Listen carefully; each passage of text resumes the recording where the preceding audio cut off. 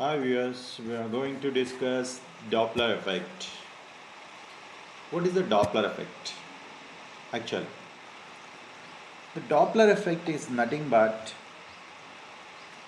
apparent change in its frequency of an object when there is a relative motion between the observer and the source of sound.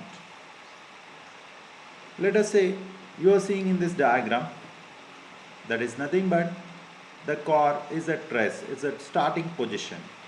Okay, the core is at static position in the sense the sound released from the core is circularly, the vibrations has produced, the waves are moving in circular wave fronts, and the same core, if it is moving in one direction, if your remains in the same position, then the frequency of the waves are increasing towards the observer and decreasing the initial observer from.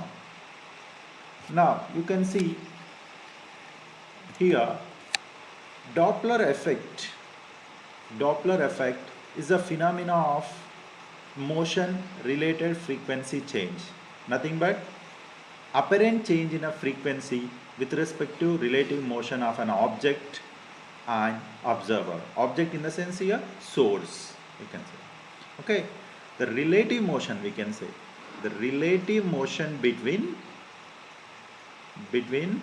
observer and source. Okay, so not only observer and source, here one more factor is also will come into the picture, that is relative motion in the medium also. Okay, medium to medium the velocity of sound changes. That's why Doppler effect is a phenomena which is occur relative motion between the observer and source. Let us say if you consider a train, okay, when you are standing at the platform, the train is coming into the station. While it is coming into the station, it is coming towards you. While it is coming towards you, it's blowing a horn, it's giving whistle. Okay, the blowing whistle, its pitch will increase while the train is coming near to you, and at the same time the pitch will decrease while the train is moving away from you. Okay, the pitch in the sense frequency is directly proportional to pitch of the sound. Okay, frequency is directly proportional to the pitch. More the pitch, more the friction, more the frequency, sorry, more the pitch, more the frequency of sound. Means actually the frequency of an object or a source is remains constant, but this apparent change comes due to the relative motion of observer and source only, or the medium. Since we are considering the same medium, we are not talking about much about the medium. This is actually the Doppler effect. It is a phenomena of apparent change in a frequency due to the relative motion of an object and the observer. Simply between the source and the observer, we can say. Okay, but the same Doppler effect will not work out in a case of a boy whistling, and while he is whistling is doing his rounds around us. Means if he is moving in a circular path with constant radial distance around us, then we will not find any apparent change in a frequency. That means Doppler effect is zero there.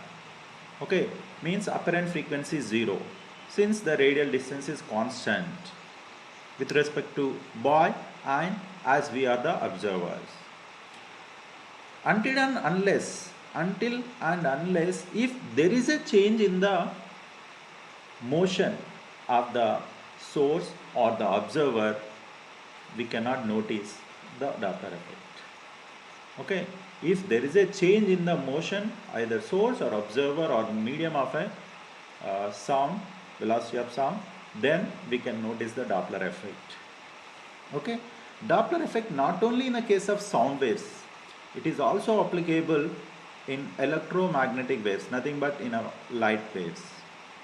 It can be in radio waves, it can be in microwaves. See, by using this Doppler effect only, we can able to find the universe is expanding.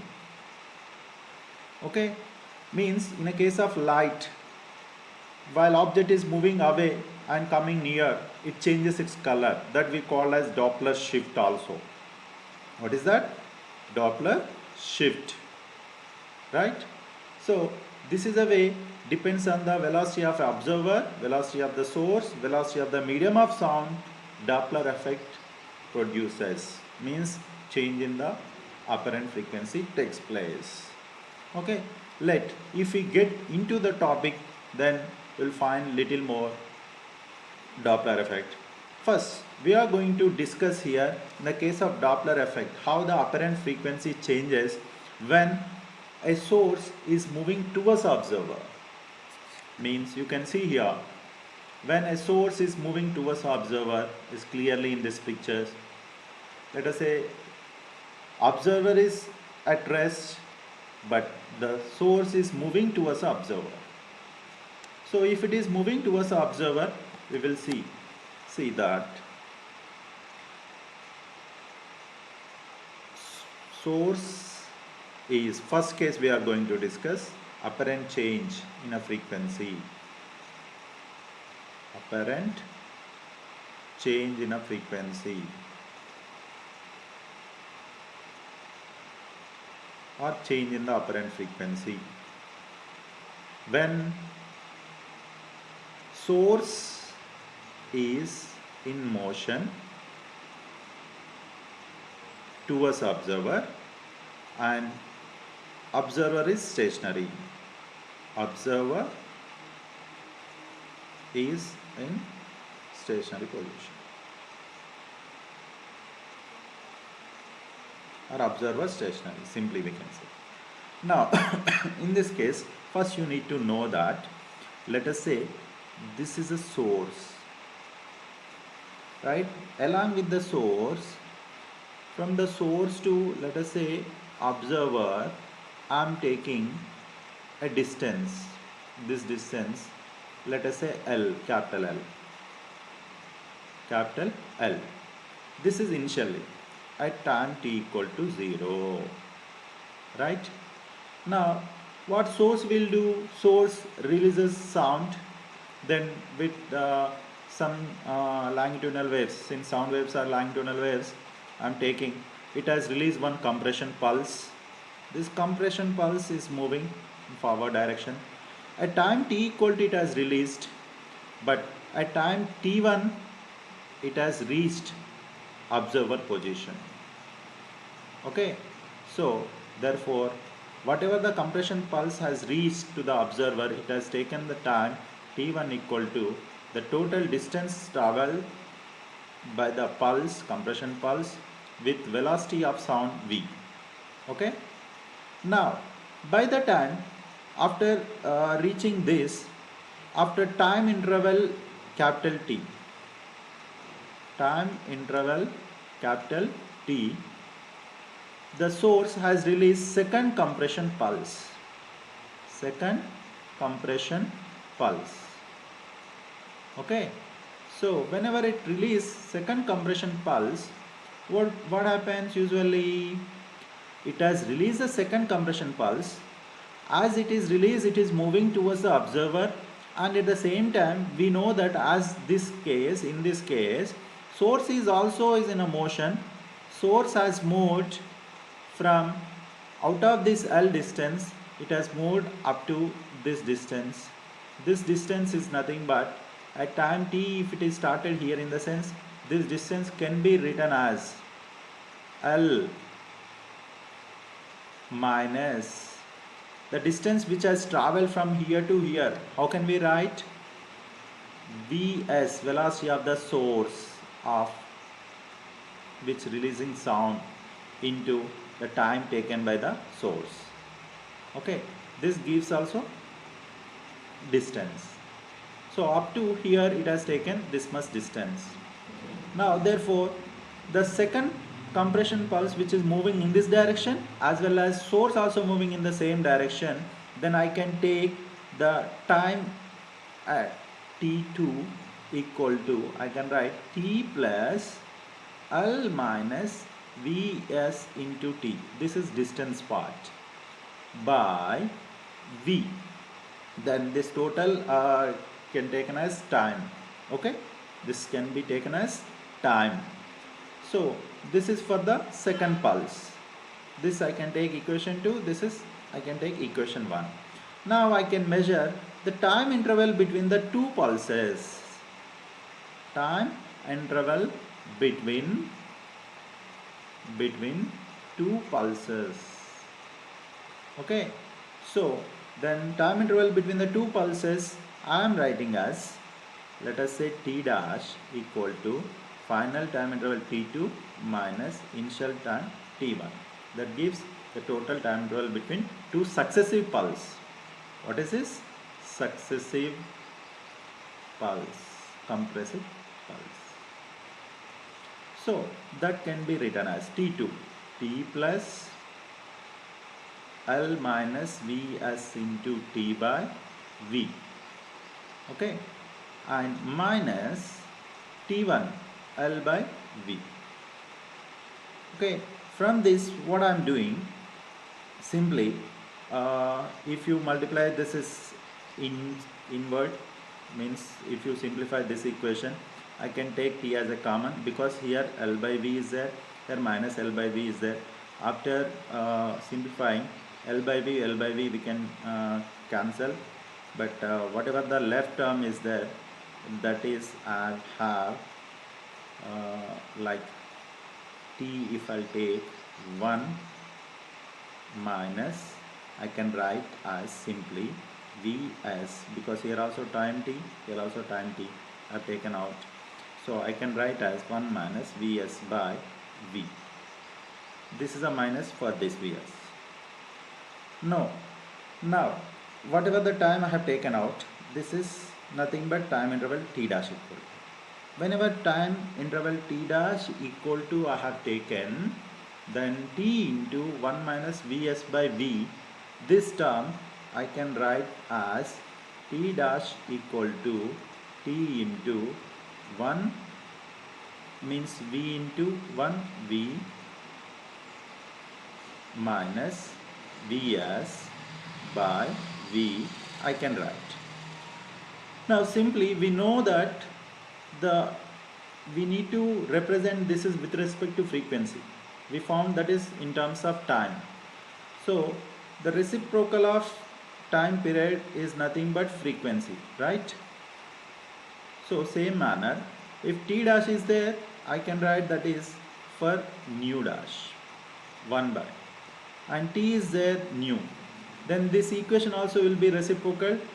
This V minus Vs by V can be written as V by V minus Vs, I can write. Now I got an equation for the frequency nu dash equal to nu into V by V minus. This is a frequency I got when the observer is moving, source is moving towards the stationary observer. That is nu dash equal to nu into V by V minus Vs. Here in the denominator there is a very small term, then the numerator term will become more automatically because this is subtracted from the numerator term. Therefore the frequency is this, whatever you are getting is will be greater, means when the source is approaching towards the stationary observer, the frequency of sound will increase, the pitch will increase. So what we can say here, this part decreasing in the sense nu dash, what we can write, nu dash is greater than the nu. Okay, nu dash is greater than the nu in the sense frequency increasing, apparent frequency is increasing here, apparent frequency increasing. Okay, same way, if source is moving away and observer is at rest. Observer is at rest, source is moving away. In such case, since the source is moving away, the direction of the uh, source has changed. Therefore, we can say that the sign convention also has changed. So, in the above formula, we can write nu dash equal to, we have written nu, and in previous formula it was v, sorry, this is v, velocity of sound. Okay, velocity of sound minus velocity of source. But here, since source direction had changed, then it can be changed minus vs, then it can be written as v plus vs into, of course, here one more original frequency of the source is there, nu. Therefore, if you see here, the denominator part is greater, then what happened? There is a chance here nu dash is lesser than the nu. Okay, nu dash is lesser than the nu in the sense when a source is leaving the observer, the apparent frequency is decreasing we can find. Okay, apparent frequency decreasing we can find, right? So that is only we are doing. This is the first case when the observer is stationary, but who is at rest? Sorry, who is in the motion? Source is in the motion. Observer is at rest and the source is in the motion. So this is a one case. In the next class we are going to discuss second and third cases. Okay, then thank you very much.